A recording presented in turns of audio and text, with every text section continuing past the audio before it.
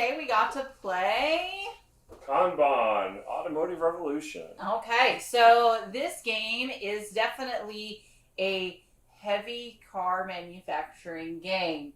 Underline heavy. So tell us more about it. It was made by Vital Lacerda. It was first designed or released in 2014. It's been released a few times since then. This is, I think, the first edition of it. It was art was from Naomi Robinson, William Bricker, and Vital Lacerda.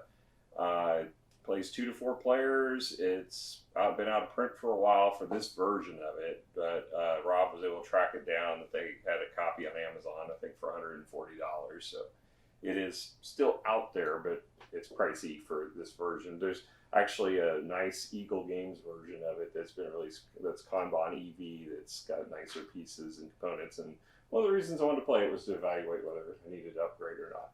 You don't. All right, so solve that one for you. No, so if you like to hear more about different games that we're going to play, or whether Randy actually gets to upgrade this game, don't forget to hit the subscribe button and the notification bell. If it's my choice, it's going to be a no. But how often do I get what I want? So, the short answer is yes. So, yeah, let's dig into it. Quality of pieces. All right, so you have these little car wooden meeples. Now they're all the same shape. They actually more look like a truck without a cab or a bed. And so you've got those. You've got actual big wooden meeples themselves. That is your worker that you're in charge of. You also have a bunch of different wooden discs. The board doesn't lay very flat at all. And then the player boards are just a thick piece of cardstock. Thick cardstock. Okay. Or thin, whatever. Cardboard. Yes. Same thing with the cheat sheet. So let's. The cards are textured. The cards have a nice texture to it. Wooden cubes, very thin cardboard, locking mechanisms. So overall, actually, the quality of this game I don't think is very, very high. Is everything functional? Yes. Is anything fantastic? Absolutely not. I would rate this probably a 6.5. What do you think? Well, given the fact that they do have a car-shaped meeple, and the card stock is pretty good, I'd probably give it a 7. I don't think it's any higher than a 7, but I think a 7 is a good score for it. And you get a lot of bits. You do get a lot of bits. So, is it $140 worth? Well, it wasn't $140 when I got it. Yeah. Well, so moving on to theme.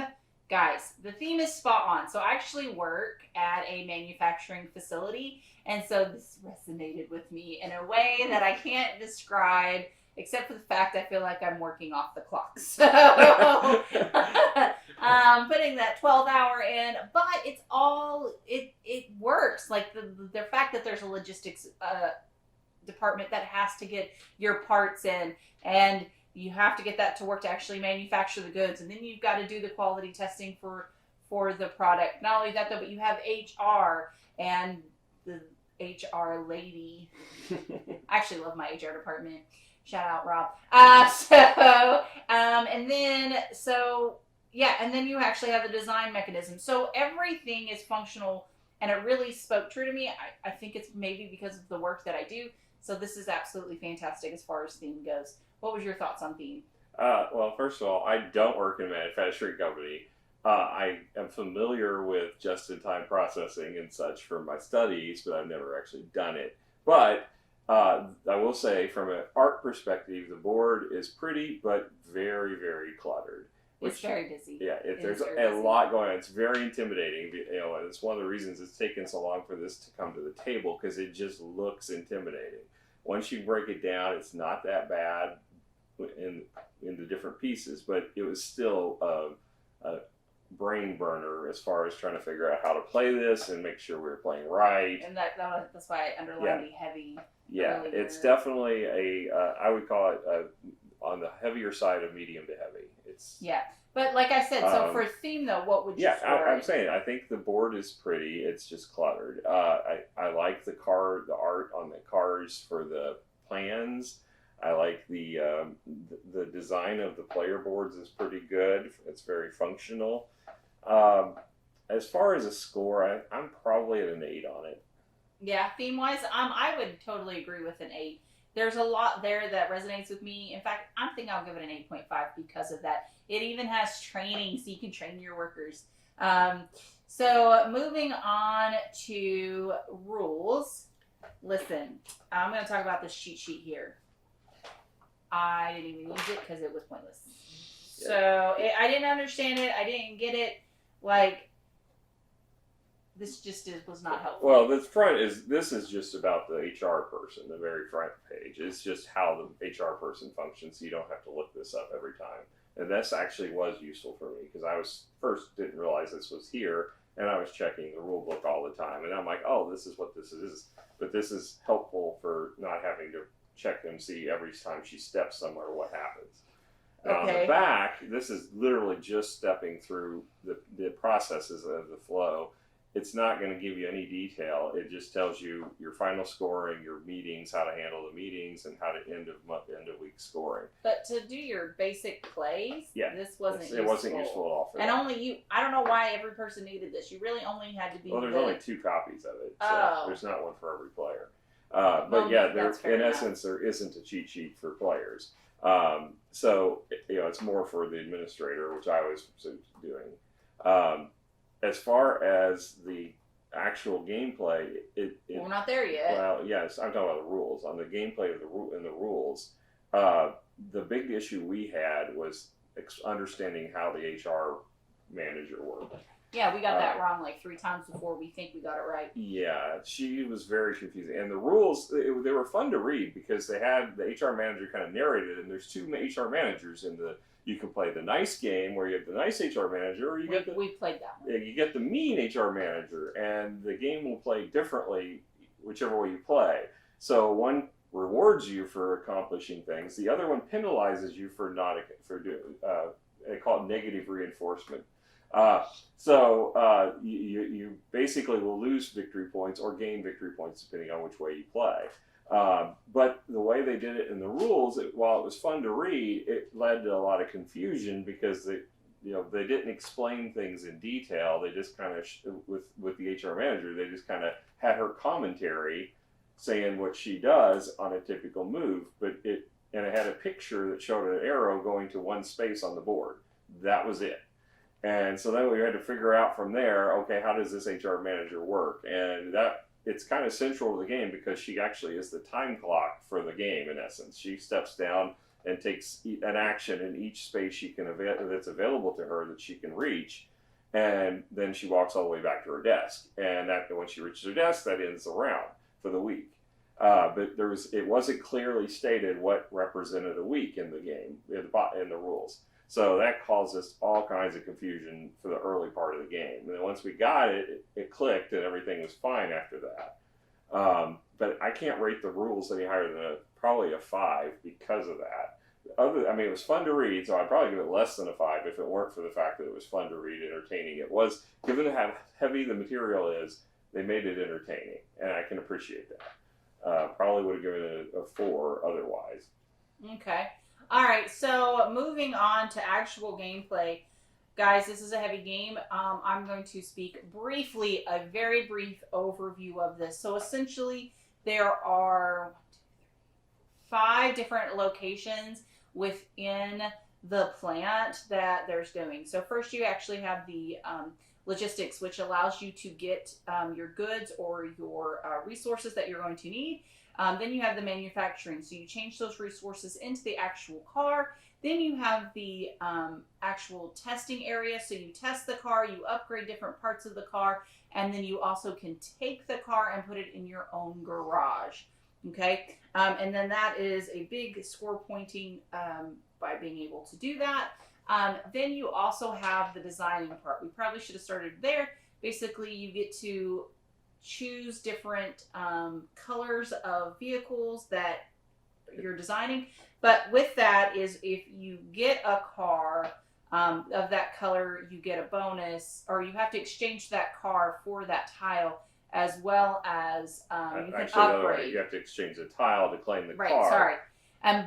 And then there's also upgrade options depending on the design you get. So if you spend the appropriate cube, you can flip it over and get victory points for those designs.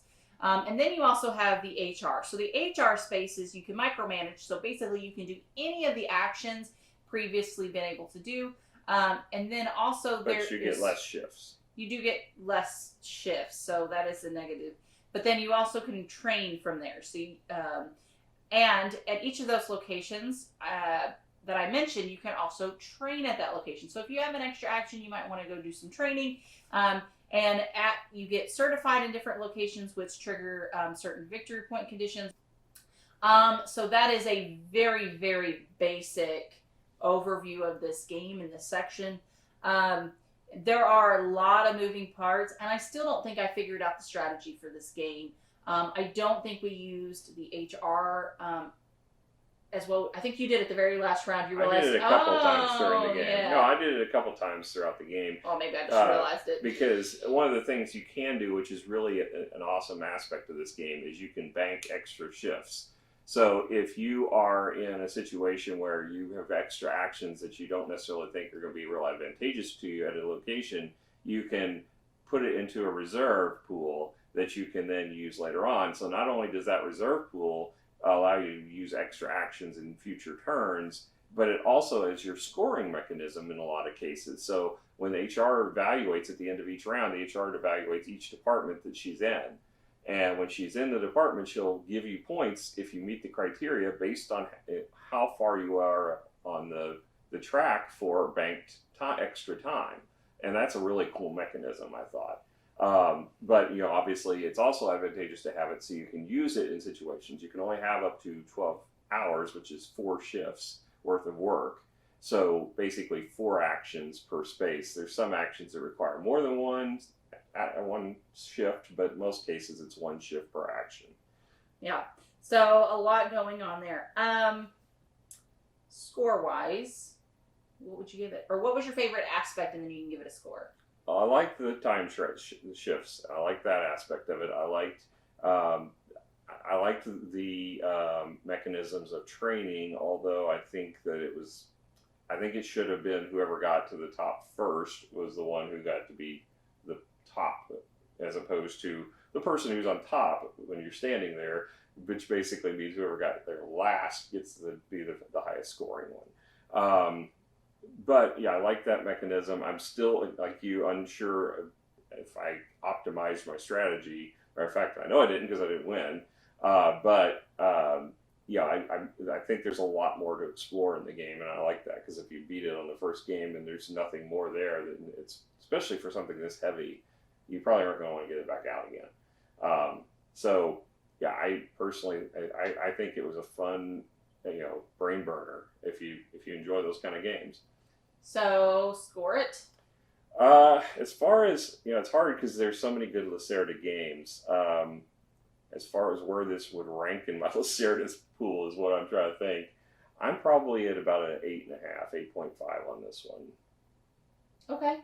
Were there any negatives about the game that draws it down a little bit? Well, the rulebook was the big negative. The rulebook. Well, but that shouldn't be. Well, I know as far as gameplay, but it affected our gameplay this first time. Yeah. Future games I think it'll be better and smoother now that we know how to play, as long as we don't wait a year to play it again. Knowing us. Yeah.